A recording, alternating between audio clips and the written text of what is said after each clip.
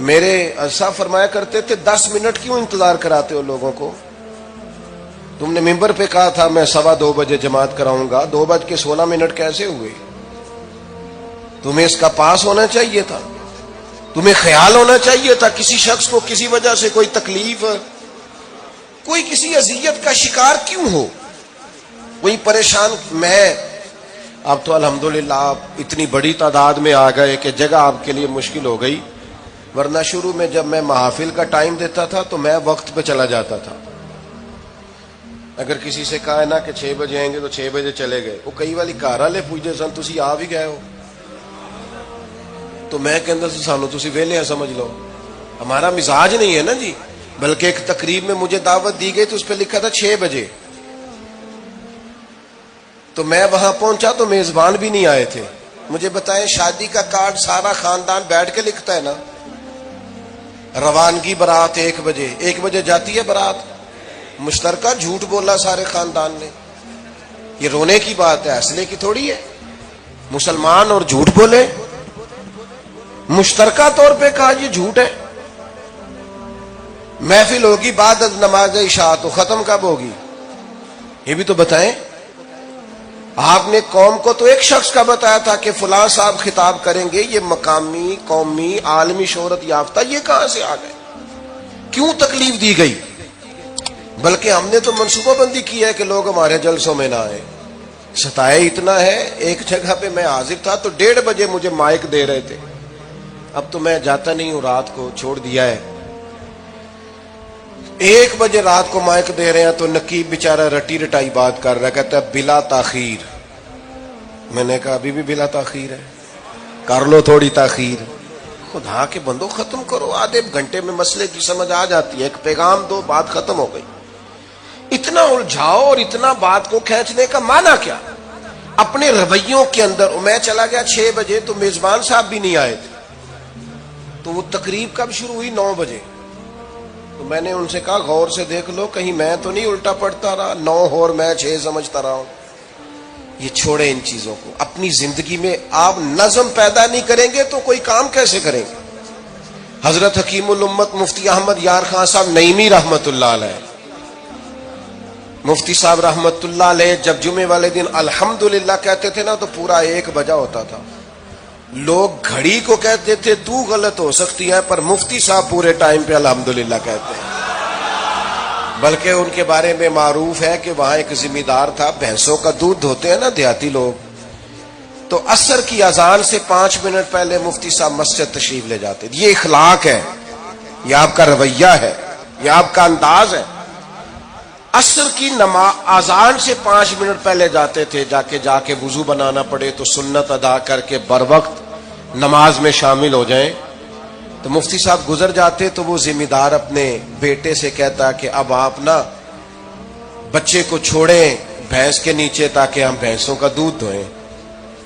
تو ایک دن وہ بیٹا کہنے لگا ابا جی ابھی تو یہ سورج کھڑا ہے، عصر کا ٹائم کہاں ہوا ہے؟ تو کہنے لگا تو چھڑ دے کٹا، مفتی صاحب لنگ گئے نہیں، ٹائم ہو گیا ہے۔ یہ ہمارے بزرگوں نے ہمیں رویے سکھائے۔ آپ نظم والے ہوں، اخلاق والے ہوں، سچائی والے ہوں، دیانتداری والے ہوں، دوسروں کا خیال رکھیں، کسی کو تکلیف نہ ہو ہماری وجہ سے۔ پتہ ہے رسول پاک صلی اللہ علیہ وسلم کی بارگاہ میں آ کے عرض کیا گیا یا رسول اللہ یہ ہمارے امام صاحب بہت لمبی نماز پڑھاتے ہیں، صحیح حدیث میں موجود ہے۔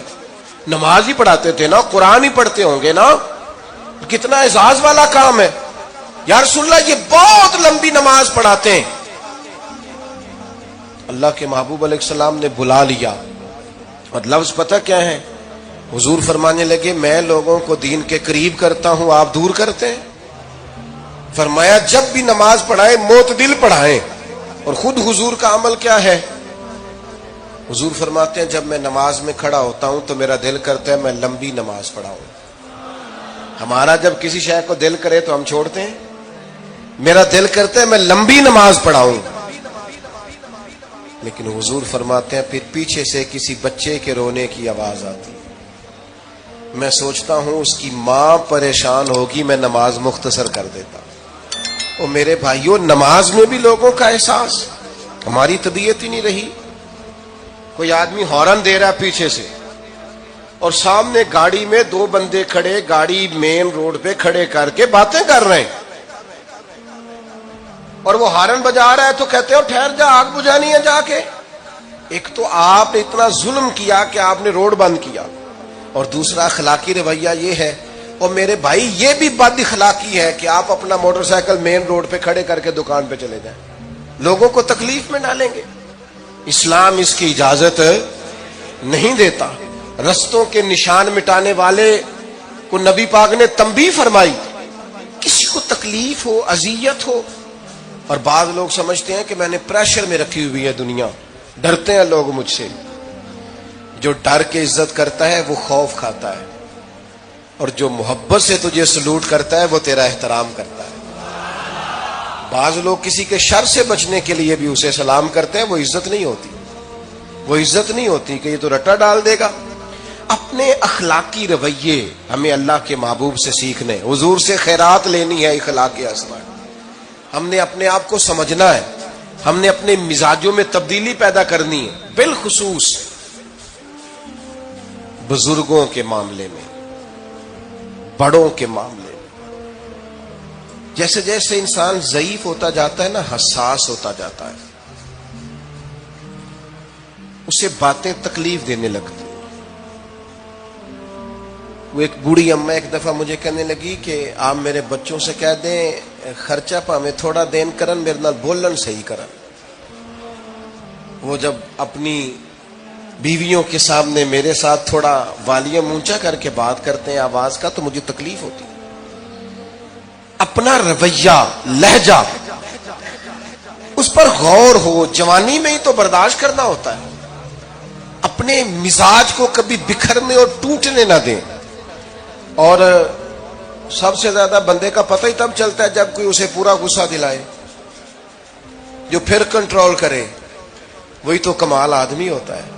آ کے کہا گیا تھا نا نبی پاک علیہ السلام کو کہ یا رسول اللہ، وہ معاذ اللہ ان لفظوں کے ساتھ تانا و تشنیع کرتے ہیں، نقل کفر نہ باشد۔